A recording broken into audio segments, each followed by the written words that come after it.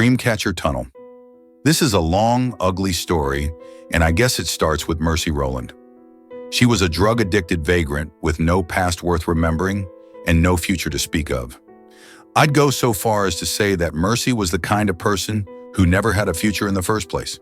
Everyone in town hated her. It was horrible, but that's the way of quaint little towns. In our cultural imagination, small towns are all like Mayberry or Willoughby. But our cultural imagination is wrong. Most of the time, small towns are rotten microcosms of social cruelty, miniature universes where one wrong step can kill you. Mercy had made many wrong steps and had had several more made for her.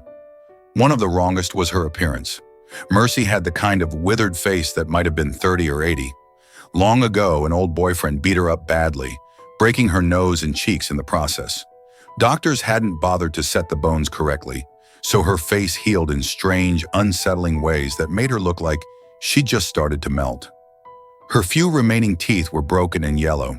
She had small, cataract-clouded eyes and stubbly gray hair that grew in patches. Mercy always slept in the local park.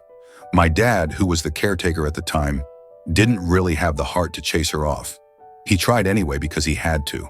Mercy was an active drug user after all, and more than once left her used needles around the trees. I knew all this because I spent all my free time at that park.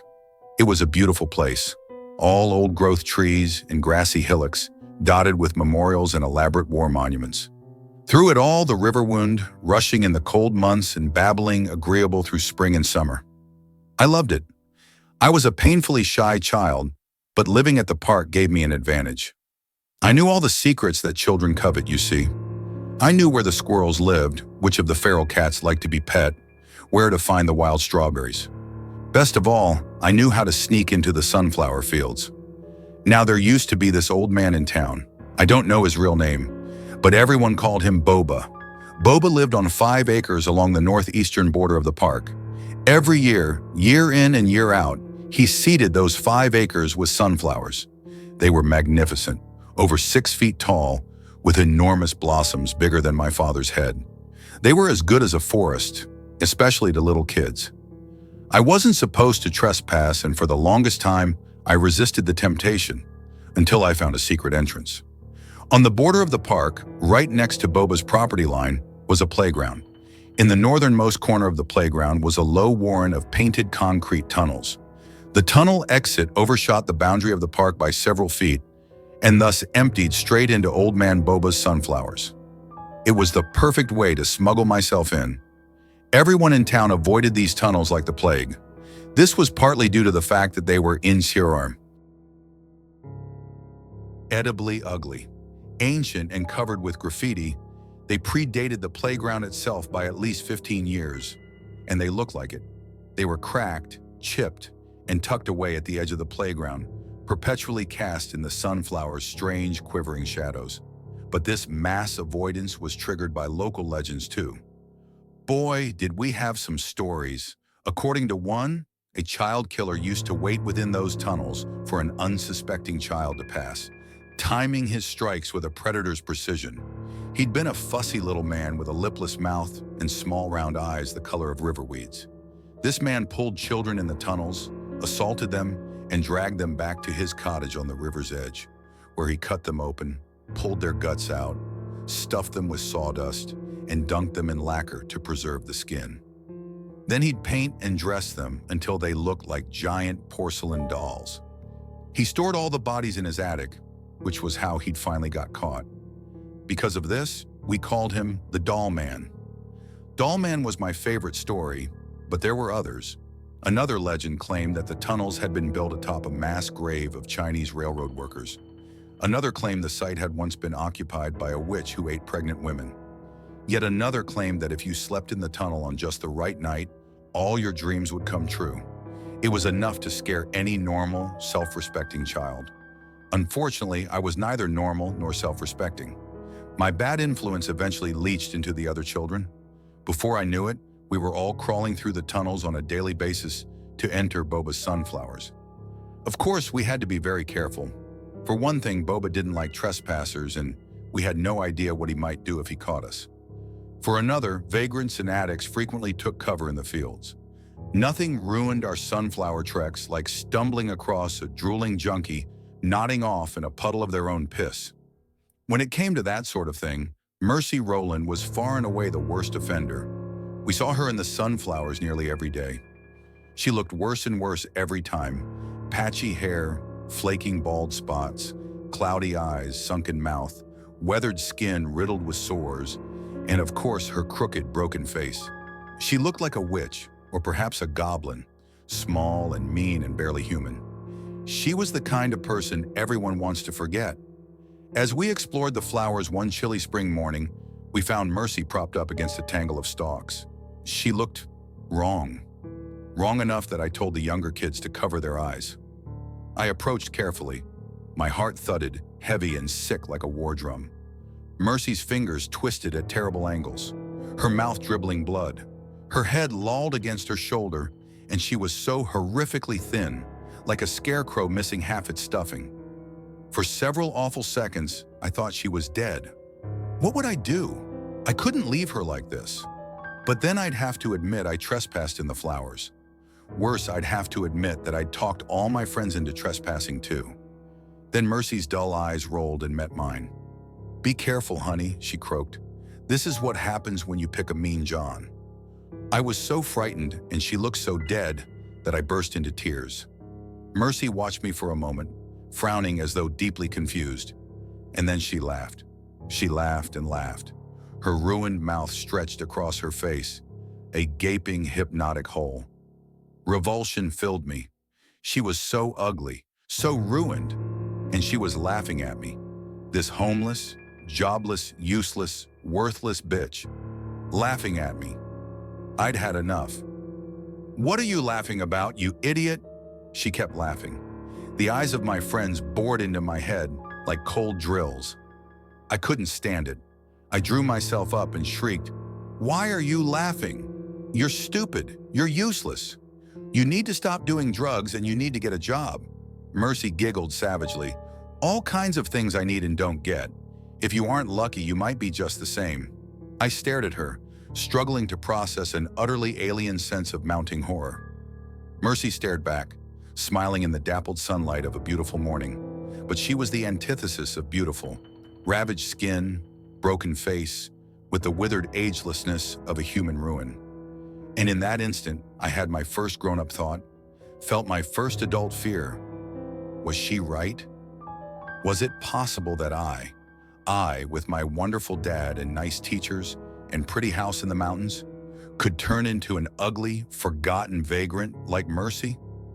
A single tear spilled from Mercy's clouded, watery eye, even as her smile widened. "I have wishes, you know. Wishes and dreams, just like all you kids. Know what I wish for?" I shook my head.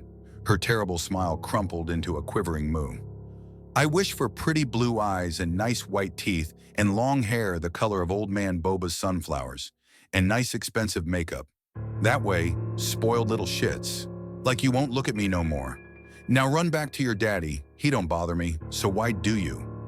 Disgust and hate welled up and erupted. Before I could even think, I picked up a rock and threw it at her. It hit her cheek with a meaty little thwap. Mercy flinched, then smiled again. "When your nice little life falls apart, come find me here," she said. "I'll be waiting for you." Then she staggered to her feet and sloped away. The sunflower stalks rattled behind her. A sense of humiliation quickly subsumed my disgust. What had I done? I couldn't even breathe for shame. The thought of turning around and facing my friends seemed impossible. Then, what a crazy creep she is. The speaker was a girl named Marilu. She was a year older than me, but so tiny that she looked much younger. Yeah, this was Grant. He was the new kid in school and desperate to fit in. "Nasty old bitch." "Grant!" Marilu gasped, even as the younger kids tittered. "Come on, let's get out here." This was Angela. I didn't know much about her except that she had an older brother named Wallace, who was both crazy and a genius. I'd never met Wallace, but boy had I heard of him. People like her are all over the place today. They weren't fazed, I realized. They didn't care that I'd hurt Mercy. It was nothing to them. Like I said, small towns. Small, cruel, shitty little towns. Obviously, we were done for the day. After that confrontation with Mercy, the idea of wandering through the sunflowers had soured. So I let everybody back. I herded them through the tunnel one by one, timing them, one every 3 minutes. That way we wouldn't draw attention from others in the park. Once the last kid left the tunnels, I looked around. Green stalks in every direction, enormous blossoms staring down at me like judgmental eyes. I shuddered and looked down, and I saw something that hadn't been there before. Freshly etched into the top of the tunnel was a huge, intricate carving of a dream catcher. Scratched beneath were the words, Dreamcatcher's Tunnel. It stood out among years and layers of graffiti like the moon against the night sky. There was no missing it. So how had I missed it before? I touched it and immediately yelped. An electric zing tore through my fingertip and bored into the bone. I wrenched away with such force that I nearly fell. I stared at it for the longest time, equal parts frightened and fascinated. It was beautiful, probably the most beautiful thing anyone had ever etched into the tunnels. But what the hell? How had it shocked me? After that, I didn't have the guts to crawl through the tunnels. Instead, I sat down and gazed up at the sunflowers. Their scent enveloped me, dry and bitterly green and strangely warm. Sunflowers always seem warm, even on cold days. I really did love those flowers. The next day, my dad dropped me at the playground before shuffling off to his tiny little office across the park. I wandered around for a little while, drinking in the crisp, bright coolness of the morning. After half an hour and plenty of time for my father to immerse himself in his caretaking duties, I ambled over to the playground. It was empty, too early in the day for anybody else to be there. I was glad the solitude would be a relief. I glanced around surreptitiously. Nothing. No one. Silence except for the wind rattling the sunflowers. I hurried toward the tunnel and crouched down, preparing to crawl through. And I froze. There was a face in there, peering out of the tunnel's dark opening. A weathered face with deep lines and bright, terrified eyes. "Sorry," it whispered. "No, not it," I realized. She. I watched, stunned, as a withered lady in filthy clothes crawled out. A tangled mat of yellow hair swung around her face, which was coated in makeup so thick it reminded me of a ventriloquist dummy. "Sorry," she repeated. "I sleep in there on cold nights." A small, trembling smile broke over her face. "You going to tell your dad on me?" "No," I croaked. "Who was this lady? How did she know my dad?" Her face broke into a smile. She had beautiful teeth, even in blazing white, the self-satisfied possum grin of a movie star. "Thanks. You like my teeth?" "Yeah," I said. She tapped them with her dirty fingertips, then ran her fingers through her hair. "You like my hair? It's very pretty, isn't it?" The lady patted the tunnel rim. Her smile widened. Her teeth glistened brightly. "I got it all in here. This place really does make your dreams come true." I stared at her for what felt a long time. There was something familiar about her, something I couldn't quite place. I don't know how to describe it. It was as if something had swapped out the features of a person I knew, leaving the face behind. Her smile widened briefly. Snowy square teeth arranged neatly along a discolored gum line. My stomach churned unpleasantly. Then the lady snaked out, dragging a black trash bag behind her. I couldn't look away. I'd seen homeless folks before. I'd seen a bunch of them. But something about this withered, lost lady with eyes like stars and hair like sunflowers disturbed me profoundly. "Sweetheart," she said, "don't be embarrassed. People have done a lot worse to me than throw rocks." It was like I'd been hit over the head with a rocking chair. Mercy, this scary, starry-eyed lady with insane yellow hair and a celebrity smile, was Mercy Rowland.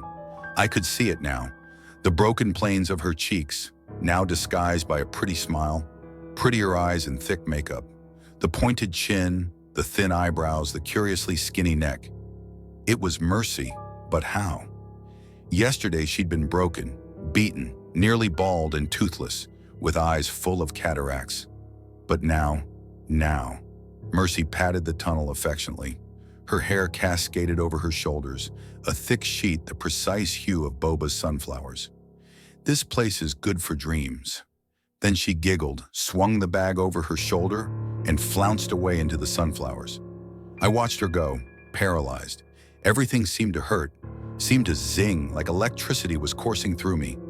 I thought of the Dreamcatcher etching, bright and detailed and beautiful. My paralysis broke. I broke into a run, stopping only when I reached the other end of the playground. I looked back. Across the expanse of sand and swings and metal slides, I saw the sunflowers. They nodded serenely. Petals rippled in the wind. Then I saw her, blue-eyed with inhumanly yellow hair, peering through the sunflowers with a wide smile. I ran again. This time I didn't stop until I reached my dad's office all the way on the other end of the park. I stayed out of the sunflowers after that. I still love them. Their dry dustiness, the bitter green, the almost alien beauty of them. But I couldn't bring myself to venture within. I couldn't risk seeing Mercy, and I couldn't risk seeing that Dreamcatcher etching either. Spring slowly gave way to summer. Before I knew it, it was vacation. Half the kids in town spent all their time at that park, and of course, they all wanted me to take them into the sunflowers. They were disappointed, and often quite cruel, when I refused. "Well, aren't you just a damn baby?" Grant snapped. This was a sentiment shared by most of the others. In fact, Angela was the only one who made an effort to be my friend. "Don't worry about it," she said. "The place is full of needles and druggies. Even if it wasn't, well, it's not like we're supposed to trespass anyway." Angela and I became quite close that summer. We bonded over school, movies, and urban legends. I told her every story I knew, delighting in her reaction to the Dollman tale. It terrified her. She claimed it gave her nightmares. Even so, she couldn't hear enough of it. It was as if hearing about it diminished the power it held over her. I told her the other stories, about the railroad workers and the witch who ate pregnant girls, and even the one about how the tunnels make your wishes come true. But she didn't care about any of those the way she cared about Dollman. Over time, our superficial interest forged a deeper bond. Soon we were discussing our parents. She was missing her father, I my mother, and her brother Wallace. "I don't know what to do," she always said. "He's smart.